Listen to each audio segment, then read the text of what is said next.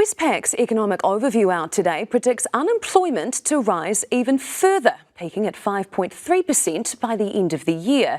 The pressures on household finances are described as high, which is reflected in the latest polls, showing the cost of living is by far the key concern of voters. And as political correspondent Zane Small reports, the Prime Minister is now battling to prove he can turn the ship around before it's too late. ACC union members protesting for the second time in as many months over pay.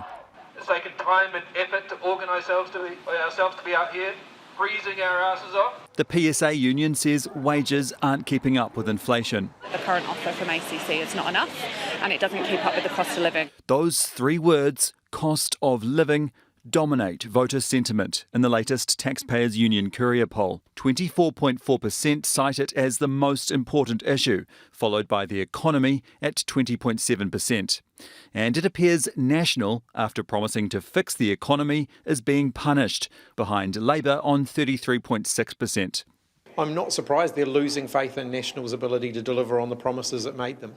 Yeah, I'm not focused on polls or talking about myself. What I'm focused on is New Zealanders and making sure we've got the right long-term economic plan in place. New Zealanders are very clear about what they expect me to be doing, which is fixing the economy, and that's what we're working on. But Westpac's economic overview out today paints a grim picture, saying pressures on households' finances are high as the labour market has cooled and cost of living pressures have mounted. And despite predictions unemployment would peak in the middle of this year, Westpac now expects it to rise again, peaking at 5.3% by the end of this year. It's a tough time out there, I get that, and we've inherited a really difficult recession. National's front bench rallying to defend their leader. He's doing a great job focusing on the issues that matter to New Zealanders. It's a really good coalition government. I love being part of it. We're going through a difficult winter period, and I think that's a good position, and we've got every expectation that we'll do extremely well next year. The government is banking on better times to come, and it's not such a far-fetched idea because around 50% of all mortgages will refinance in the next 6 months, and more money in homeowners' pockets could boost discretionary spending. Thus, economic growth is expected to rise from 2.4% this year to 3.1% in 2026, just in time for the election. Chris Hipkins isn't taking Labour's boost for granted.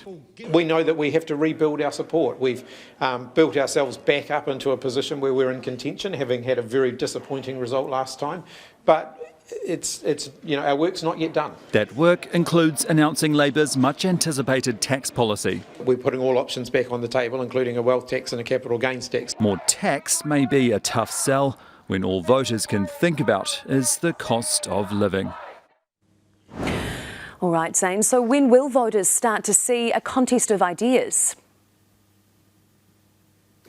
Well, Chris Hipkins has promised to announce Labour's tax policy before the end of the year. And to be fair to him, he says he wants to make sure that whatever Labour promises, he can actually deliver on. And the party is in the process of hashing out their tax policy right now. But Labour's lack of policy so far has also opened it up to criticism that there's not a lot of substance there right now, and that Labour's bump in the polls is more of a reflection of frustration in the government rather than confidence in Labour. So once Labour's tax policy is out, voters should get a better sense of the choice before them at the next election, because we'll also start to see how Labour's potential coalition partners react and what the government is going up against.